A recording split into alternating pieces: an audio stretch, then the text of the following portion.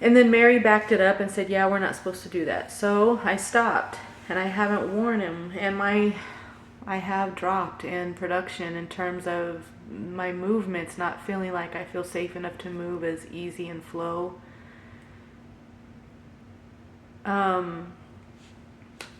I mean, I'm still fighting to get my work done, but they are still moving me where I can't get things done, and it looks like I'm insufficient when it's almost like they cranked it up after I got, it's like punishment. Oh, you're going to get a scanner. Oh, you got a battery. Because then even one night, Dominique didn't find it necessary to give me the battery. Like it ran out, and then he's pressing me. I had to finish one department, but then Tammy had me go over and help someone with their department, or had them come and help me with my department, and then they needed help with theirs, so I agreed to try to tag team to help because they still had stuff on a pallet. And then it's like, and then Dominique comes through and he's like questioning me. What am I doing? And I'm like, I'm following directions. And then I still don't have this battery, and it's slowing me down, and we're at the crunch line, the store is open, and now you're coming at me like I'm the problem in the frequency. These were ongoing situations of entrapment and moral injury that have gone on, and it happens to other people. It's just, people have told me they try to speak up, nothing happens. And if you do need accommodations or help, or you need a little bit of break with something, this or that, it's almost like you do get punished. They punished the young Spanish girl. She really felt bullied and bothered by Tammy. She came to me and told me that she didn't want to speak to anybody but one coach and one other person, one team lead, which was Dre. And so I said, okay, as long as she has someone she can trust, but also make sure she follows up and does, on the backside, just in case everybody gets busy. And it does seem like her situation is okay. It seems like right now I did finally see her again, and she did finally get the medical accommodation in place. But all the stuff that someone has to go through just to get help, that was never a part of the Walmart culture that I ever knew.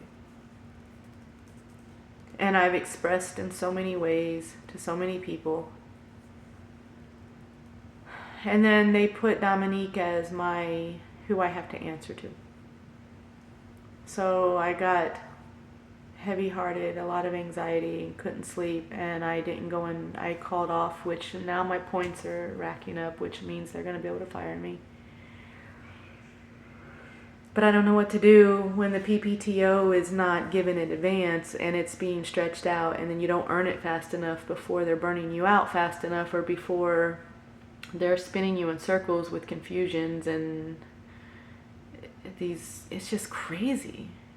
And I really took on a lot of it because I wanted to make sure it's not me, and then whatever was me in those frequencies, I wanted to make sure I was addressing and still maintaining my workout and my prayer time and everything I could with my mental health. And I had to tap back in with my therapist because I was like, I don't understand what's happening again. But these are real situations. These are happening. It's not all in my head. The stuff that happened at PNC was not all in my head. That abuse did happen. And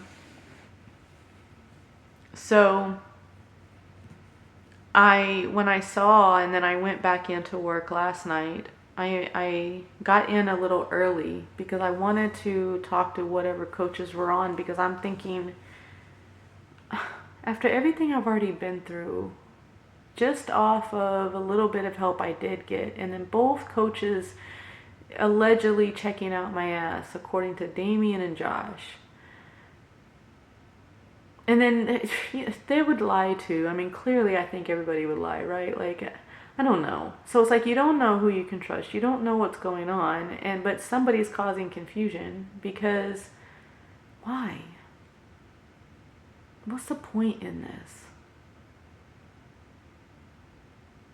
I'm fighting to heal. I'm fighting to rebuild something that's been stolen from me and my children time and time again.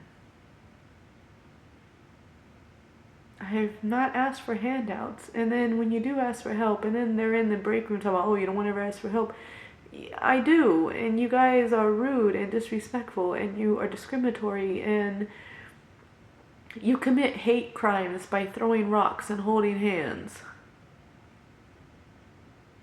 and then blaming the victims.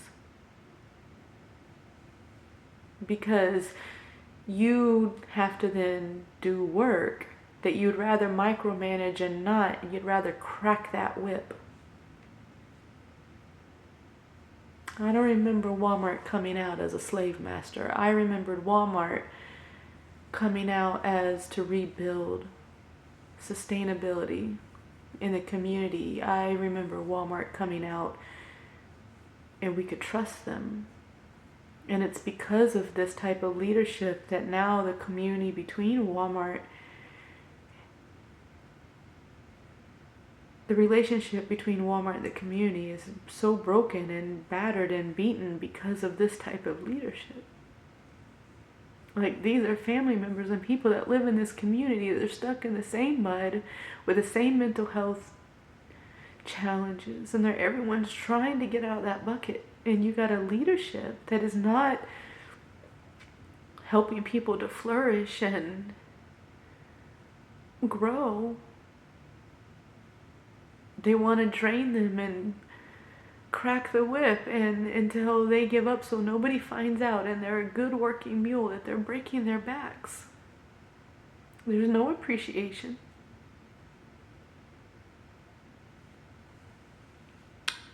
And when I addressed it with Dominique last night, and I said, you don't see an issue with this? I said, did you do the change of leadership on the... He said, no, what's the problem? And I said, they have you listed as my direct leader. And then he said, yeah, I'm a coach. What's the problem with that? And I said, that's an ethics issue. There's already been a rumor on the floor that you were checking out my ass, and then I got the scanner, and then I've gotten like a headache since then, and I don't understand. And the scanner is a tool that I'm supposed to have access to when I'm asking for it. I have a need for it. And it actually helps me be much more effective in my job. And it's helping me to, and the whole point of Lucy saying I could stay in stationery and crafts was because I needed to restore some of that neurological balancing that this was affecting. This is about protecting my mental health.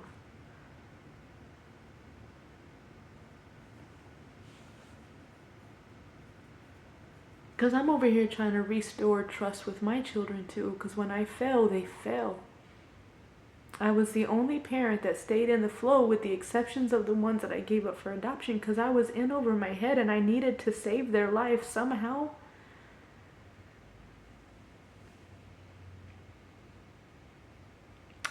Dominique made it seem like I was being ridiculous, like I was overreacting.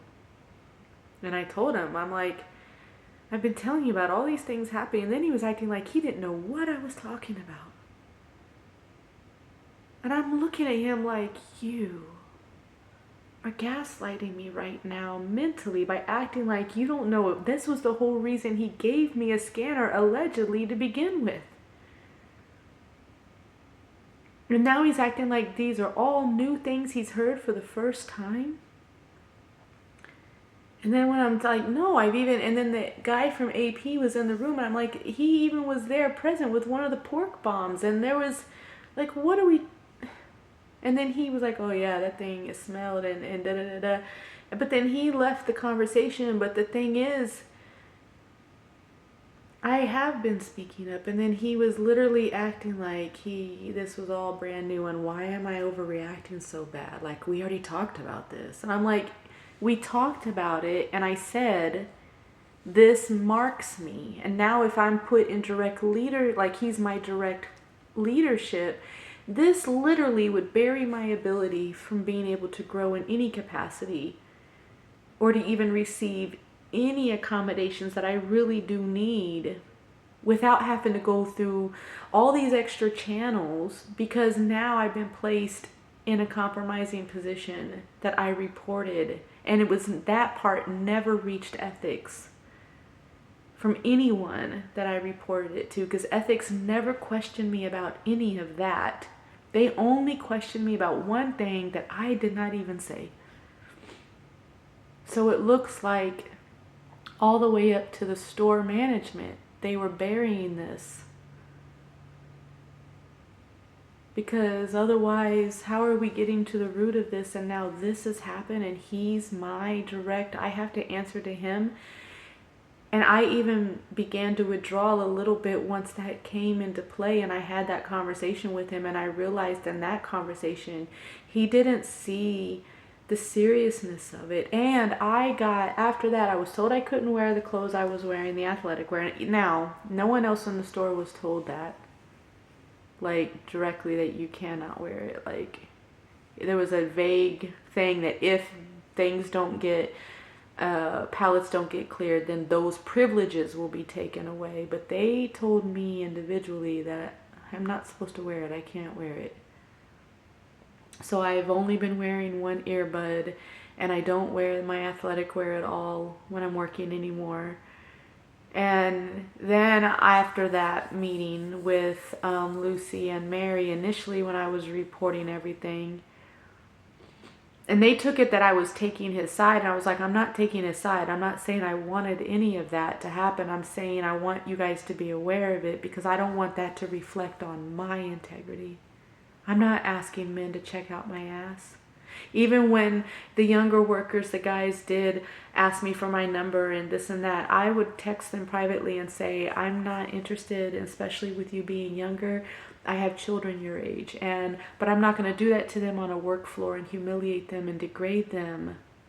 But I did shut down every single request of anything outside of, I don't interact. I work, I go home, and I go to the trails to pray and work out with God. So for my integrity and my celibacy and my body to now just be exploited after everything else, it's like being molested and raped by a corporation because of the bad aunt and uncles inside the house that nobody knows about.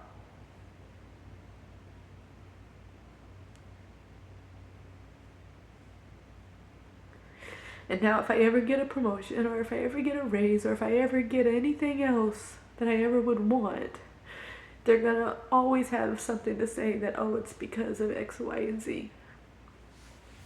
And I was upset with that, and I told him, and now I can't even talk to him about my points, because if he does anything with my points, then it's gonna look like this. And then Casey, I'd already went to him about the schedule change, and Casey had put it in, but now it's going to look like this was given to me by this because of this, and they don't seem to look at that ethics issue in that. I have an issue with that, and I said it.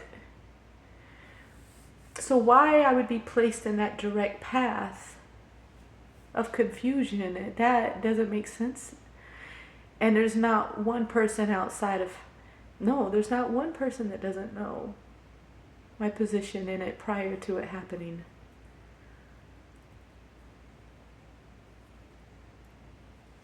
So I can't help but feel that that was intentional. And I initially tried to ask the store lead, Josh, there's another Josh, he's a store lead, if I could have a meeting with him when I first came in last night, and he said he would stay late the next night and meet with me.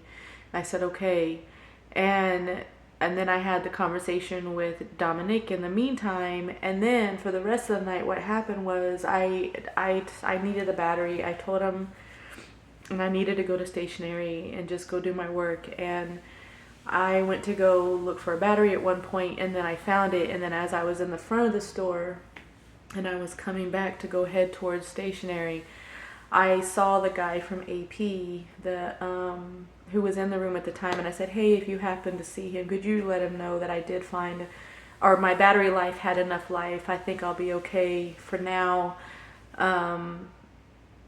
but I don't want him to waste time looking for one if I've already, because we did agree I would go look for one in one location, but that I just wanted to let him know not to worry about it. But as I was telling him, the coach was coming up another direction, so I just went ahead and I was letting him know, hey, I have this battery, I'm going to go ahead and go to work. If I need it, I'll go check it later. And then he stopped to proceed to have this conversation with me about the scanner, that now I have to, he told me originally when he gave me the scanner, he said, you keep the scanner, take it home, don't give it to anybody else, so that you know you always have it. Because I did ask before and nobody was giving it to me.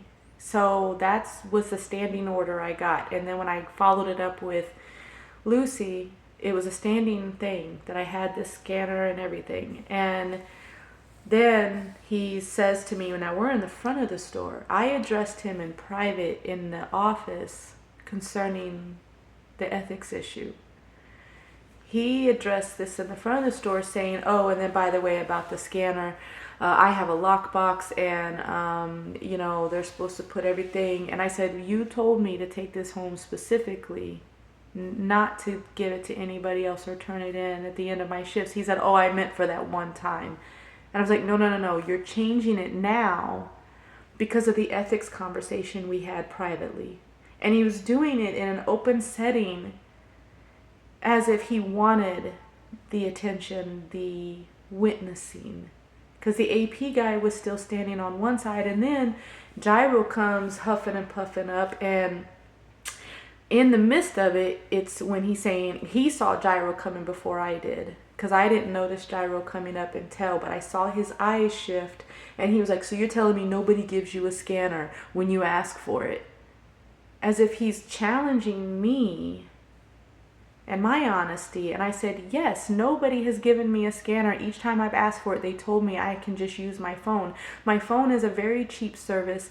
Plus, I do use it for the music, which means it's going to slow down even more, which means just getting between the app to go to it.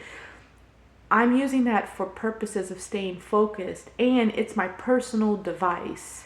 If anything was to happen on work, that means they could take my personal device, and I'm an artist. So any of my information or anything I might have that's creative in there, I could lose that in the process of any investigation if they have to take our phones. And I've said this before. Plus, my service is cheap. I don't have enough, and I'm not on the Walmart. I asked for Walmart Wi-Fi information, and they said they don't have it. So I don't even have the ability to pick up on Wi-Fi to go faster, and I still don't want it to be on my personal device. Walmart is not paying that bill. And I asked Dre, does that mean you guys are going to give us a credit on the bill or anything? He said no. So I was like, well... And then now all of a sudden he's acting like he did not tell me. I would never take it home with me if I was not given that directive. And I even told other people, no, he told me to keep it with me. And now in witnesses, and then Gyro's like, oh, and I'm like, no, Gyro, you don't get to say that that's not the truth, because that is the truth. I said, every time I've asked you for help, every time I've come to you, I said, and now you're even more aggressive because of the harassment situation that you are in violation of, and then you're huffing and puffing, making threats to people, and then it's like, so you're not allowed to speak up.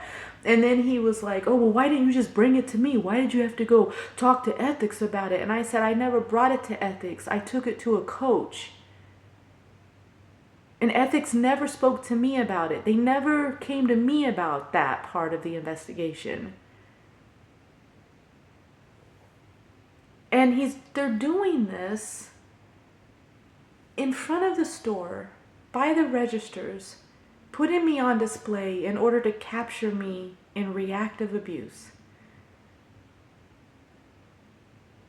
and intimidate me. And I'm a witness to the abuse. I'm a subject of the abuse. They're discrediting me and my integrity time and time again. It's like being re-raped all over again every time that happens. And I have to constantly defend myself try to tell my story, everybody interrupting, everybody interjecting, everybody telling me this, that, or the third. And I'm like, no, that's gaslighting. And then Gyro's like, oh, why you keep saying that? You said it to Dre, now you're saying it to me. And it's because that's what you're doing. Sorry, my belly growled. So then for the rest of the night, and then as he's walking away, Gyro, as he's storming off, because then at some point, Dominique acts like he wants to, okay, let's not do this right here. And I'm like, what are you talking about? You brought this here. I was there in private talking to you. I was in passing saying, hey, I got battery life. I'm going to go ahead and go back to my work. You as the leader should have not ever allowed that to happen and not orchestrated it to happen right there in that position. But you did. The same way that shit went down with Dre. It's creating entrapment situations to see if they can capture someone on reactive abuse when they already see if you do have emotion, if you are authentic, if you do care, if you do speak up for the truth, if you are known to blow that whistle, they're going to use it to discredit you and hurt you with it. And then for the rest of the night, Gyro was stopping me and kept wanting to bait me into these conversations concerning the ethics stuff, and then telling me who he, because I went to go ask, okay, do I put, because 2 other coaches telling me to put my overstock on one side of the back room, and then Dominic is telling me to put it on one side, but then Dominic moves the empty pallets to one end, so then I don't see Dominic anywhere, and I ask Gyro, where do I put this? Is that move too? And then Gyro's offensive and defensive up against me, and I answered to Dominique, and I said, okay, what's that got to do with anything? And he's like, who do you answer to? And I said, well, now I answer to Dominique. He said, who do you answer to before that? And I said, Dre. And he's like, well, Dre got fired. And I was like, I didn't know about that. And why are we having that conversation when I'm asking about a pallet? And I was like, and it doesn't matter because they're going to have to change who I answer to anyways. And he's like, why? Why would they have to change it? And I'm like, because it's an ethics issue. Everyone was aware of it. There was conversations. You can't do that. You can't place me in those situations. And then in that office, he had the conversation, the door was open. He had the door open and people were walking by. He knew. He knew what he was doing. But if you don't know, then why are you in that position? And then Gyro at the front of the store kept saying, oh, I'm 22. You're scared of me. You got to report harassment to ethics. I'm 22. I'm young.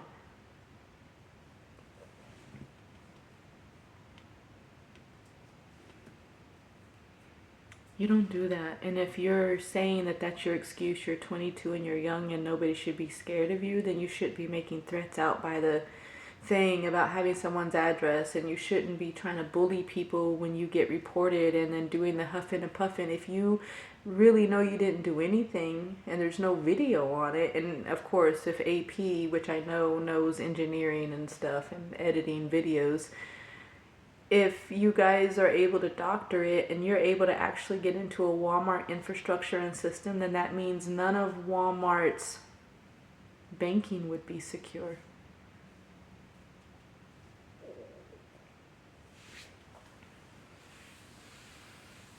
I look at all of it. I don't look at just one isolated thing because I've had my information stolen and doctored before. And so now I no longer feel safe at a Walmart. And I need my job. And I liked connecting with the community.